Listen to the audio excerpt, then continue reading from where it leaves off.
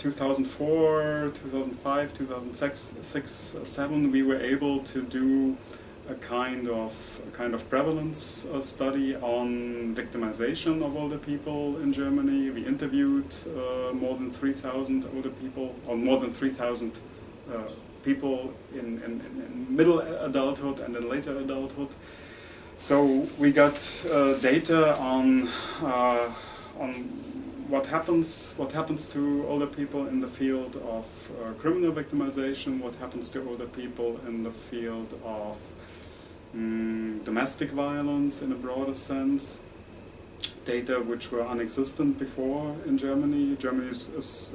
Unfortunately, Germany is among the countries that do not have repeated regular victimization surveys.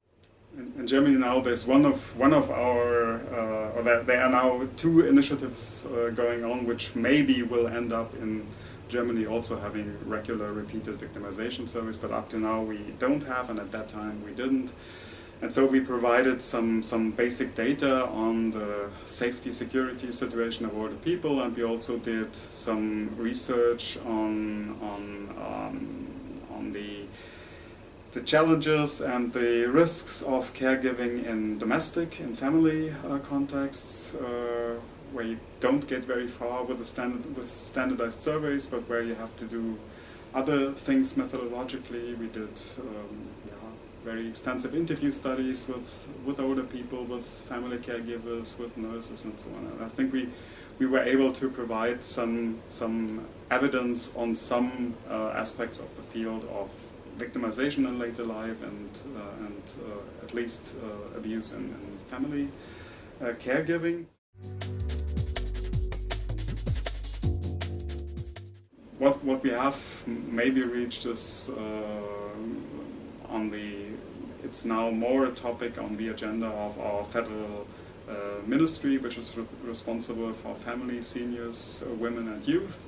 It's more a topic now than it was 15 years ago, and that ministry has also been the funder of much of the work I have been doing, but I would say there has been little impact on direct on legislation.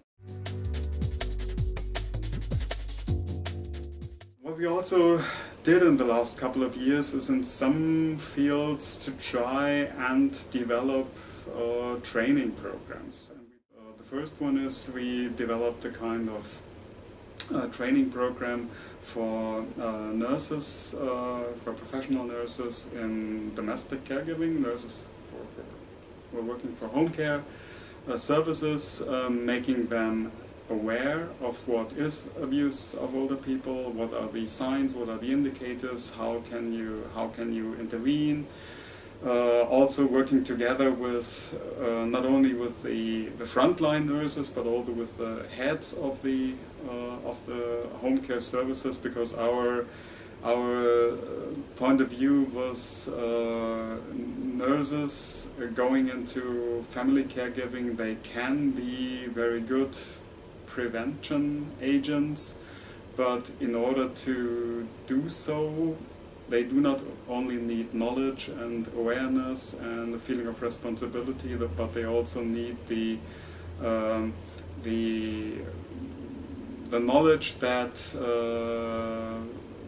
doing that, intervening maybe in family conflicts, is something that is backed by their company, that is backed by the company they are working for. And so we always took this double level stance, frontline nurses on the one hand, but the company also has to be considered on the other hand. And we are now doing a similar training but in another field, for bank employees who may be important guardians for older people in some fields of financial abuse. In Germany, as in other countries, for example, we have a lot of scams conducted via the telephone, for example, where if the perpetrator is successful at the first stage, then usually the victim goes to the bank to withdraw a large amount, which the offender, under some deceptive story, has tricked out of him or her.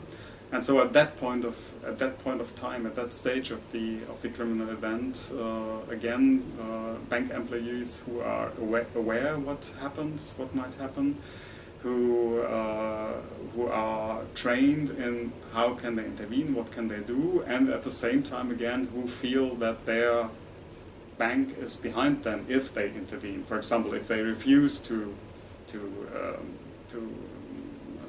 give money, to hand over money to the demanded amount to the older person. And again, it's this two-level thing with working with the frontline bank employees and working with the company. And the third training, which we are still working on now, is a kind of how would you call it? Everyday safety training for older persons. We have been working in 4 communities in Germany.